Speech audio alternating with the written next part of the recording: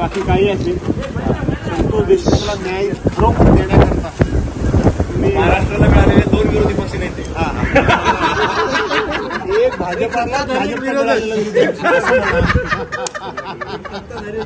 साहेबांची निवड झाली ते फार आनंद वाटतो.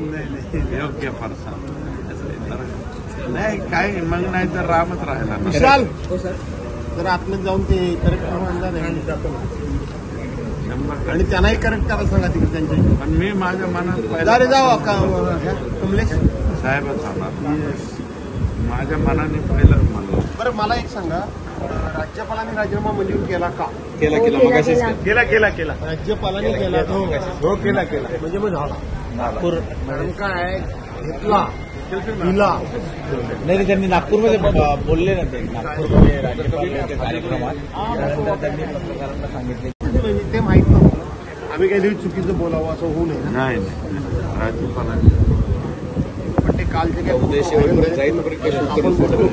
डिबेटला तुम्ही जे बोललात ना मी त्यावेळेसच ते सत्य म्हणजे मला असं वाटत